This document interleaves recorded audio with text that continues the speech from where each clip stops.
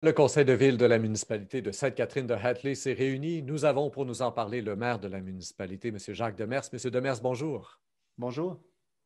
Alors, M. Demers, avec vous ce mois-ci dans cette première capsule pour le suivi du conseil de ville, on souligne tout d'abord la nomination d'une directrice générale par intérim.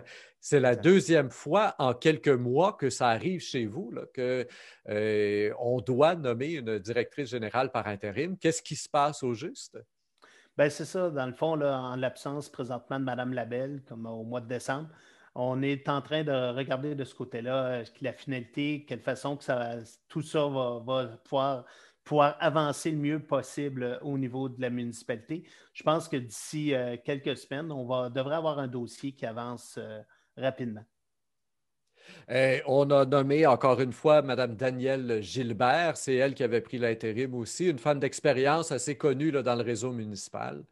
Oui, exact. Puis qui avait été là au mois de décembre, nous connaît déjà, connaît vraiment la municipalité, le personnel. Mais c'est pour une très courte période, là. C'est vraiment un remplacement très court du côté de Mme Gilbert. Très bien. On suivra le dossier donc le mois prochain, voir qu'est-ce qui en est arrivé. Accord de principe à une entente révisée de la Régie intermunicipale de gestion des déchets solides de la région de Quaticook. Là, on a un dossier assez important finalement, puisque après 10 ans d'entente là, avec la Régie intermunicipale en question, bien, on révise complètement les façons de faire, la façon de prendre les décisions au sein de la Régie. Exactement, particulièrement avec l'arrivée d'un joueur majeur pour la régie, qui est la ville de Magog, qui est tout près de 50 du volume, là, entre 45 et 48 du volume, vient de ce côté-là. Ce joueur-là en particulier se questionnait dans le fonctionnement, comment fonctionnait la régie, a demandé des choses. Alors donc, les 19 autres municipalités membres de la régie sont à regarder pour avoir une nouvelle entente qui devrait se régler d'ici une semaine ou deux. Parce qu'il y a une urgence de ce côté-là. Parce que s'il y a entente rapidement, qu'on a des cellules, il y a des choses, des travaux importants à faire, il y a des règlements d'emprunt aussi qu'on aura à adopter pour faire avancer tous les travaux au niveau du site d'enfouissement. Ce qui est demandé en particulier, entre autres, c'est une double majorité au niveau du vote, c'est-à-dire un vote par représentant de municipalité. Puis le deuxième vote, quand on parle d'une double majorité, celui-là est compté sur une base de volume amené au site. Ça fait qu'une ville aussi importante que Magog peut s'affilier avec une autre municipalité puis avoir plus de 50 du volume. À ce moment-là, ça leur donne un principe quasi de droit de veto, puisque s'ils votent contre, puis que 11 maires ou représentants municipaux ont voté pour, ben, il n'y a pas de résolution qui se tient à ce moment-là.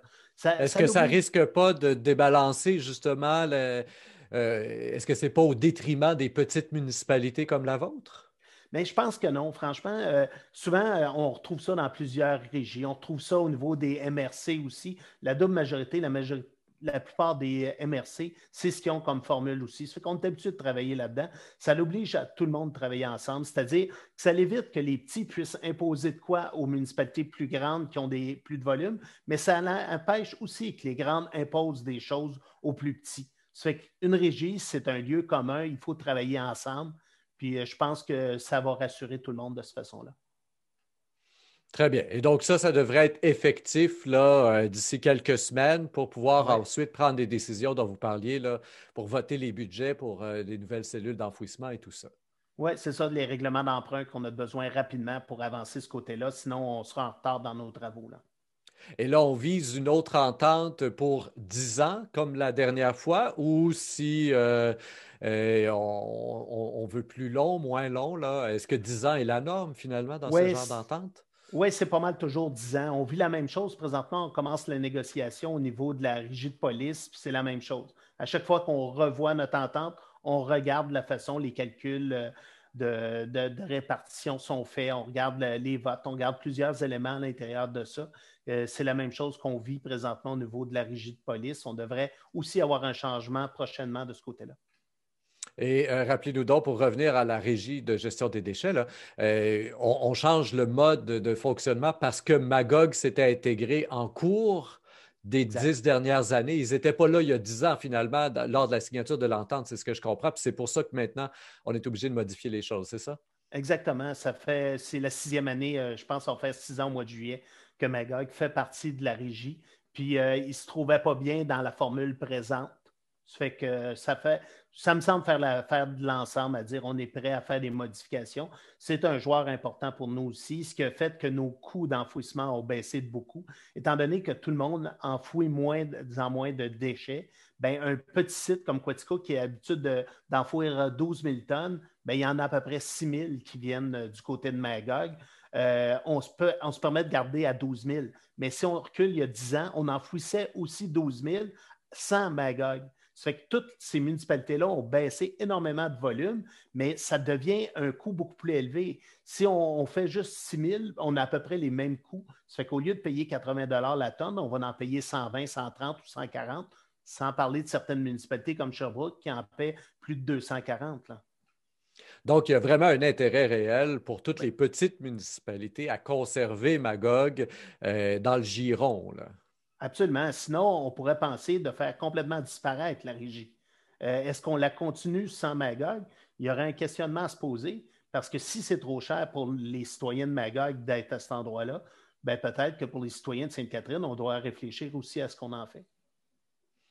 Parfait. Et donc là, finalement, avec cette entente-là, ben, ça permet à cette régie-là de continuer de vivre et de bien vivre. On sait que pour les 10 prochaines années, on va avoir un lieu d'enfouissement et le tri des déchets et tout ça.